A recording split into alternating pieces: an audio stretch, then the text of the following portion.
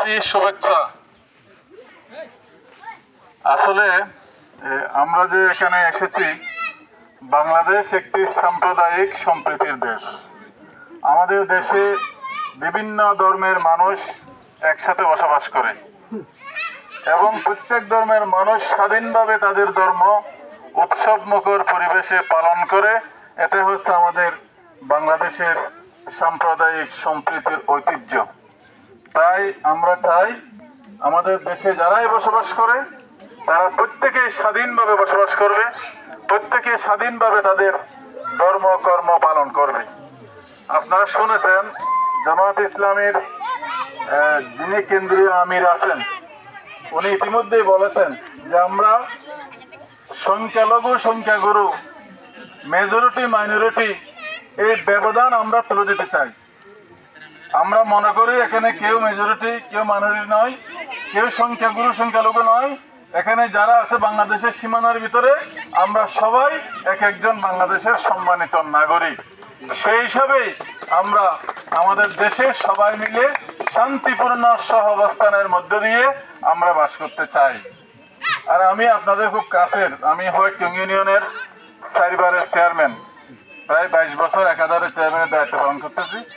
আর আমার ইউনিয়নেও আপনাদের সম্প্রদায়ের লোক আছে, অর্থাৎ সেখানে বড়ুয়া সম্প্রদায় আছে, চাকমা সম্প্রদায় আছে, রাখাইন সম্প্রদায় আছে, হিন্দু সম্প্রদায় আছে। এক কথায় আমার ইউনিয়ন বিচিত্র, আমার ইউনিয়নের মধ্যে সব ধর্মের লোক আছে। তা আমি 22 বছর চেয়ারম্যানের দায়িত্ব পালন করেছি, আমি কারো প্রতি কোনো বৈষম্য করি নাই। এজন্য এখানে আপনাদের আত্মীয় স্বজন থাকবে, এখানেও সেখানকার লোক থাকতে পারে। আর দু একটা জায়গায় যেখানে গিয়েছি সেখানে আমার এলাকার লোক আমি এখানে ধর্ম পালন করতে এসেছে এরকম পেয়েছি। তা আপনারা খবর নিয়ে দেখবেন, আমি 22 বছর চেয়ারম্যানই দায়িত্ব পালনকালে আমি কোনো পার্থক্য করিনি। আমি মসজিদের মেরামত যেমন নির্মাণ যেমন করেছি, মন্দিরের উন্নয়নও করেছি। আমি কবরস্থানের উন্নয়ন যেমন করেছি, শ্মশানের উন্নয়ন আমি করেছি। আপনারা খবর নিয়ে দেখেন। সুতরাং আমি এখন তো ছোট্ট একটা জায়গায় দায়িত্ব পালন করতেছি। আগামী দিনে যদি আপনাদের সহযোগিতায় উখিয়া টেকনাফের মতো একটা আসনের যদি খেদমত করার, দায়িত্ব পালন করার সুযোগ পাই, আমার কাছে ধর্মের কারণে কোনো পার্থক্য হবে না। আমরা সবাই এদেশে বসবাস করব, আমার উন্নয়ন সকলের জন্য কি হবে। আমি মনে করি ধর্ম মানুষকে কল্যাণের দিকে নিয়ে যায়।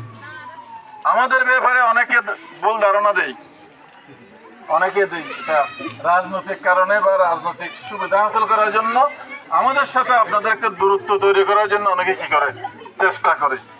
তো দূরত্ব তৈরি হলে তো 22 বছরও হয়তো হয় কিনে নিয়ে নেয়। বরঞ্চ আপনার খবরে দেখেন তারা আমাকে 90% 95 আমাকে দেয় আপনাদের সম্প্রদায়ের লোকেরা। সুতরাং এটা ভুল ধারণা। আমরা মনে করি যারা ধর্ম পালন করে তারা খারাপ হতে পারে না। আমরা ধার্মিক, জামাত ইসলাম মানি, আমরা ধর্ম পালন করি। যারা ধর্ম পালন করে তারা কোনোদিন মানুষকে অন্যায় করতে পারে না, আমরা এটাই মনে করি। সুতরাং আমি আপনাদের এই যে এখানে নতুন একটা আপনাদের মন্দির তৈরি হচ্ছে, ওনারা বলল, আমরা চেষ্টা করব আমাদের অ্যাঙ্গেল থেকে যতটুকু সহযোগিতা করা যায়। আর যদি উখিয়া টেকনাফের দায়িত্ব যদি হাতে আসে, আমি কথা দিয়ে যাচ্ছি আমরা সবাইকে সাথে নিয়ে উখিয়াকে সাজাবো। এখানে ধর্মের কারণে কোনো পার্থক্য হবে না, সবাই স্বাধীনভাবে যার যার ধর্ম পালন করবে। আপনাদের ছেলে সন্তান যারা আছে, আমাদের ছেলে সন্তান যারা আছে, সবাই প্রতি আমাদের খেয়াল রাখতে হবে।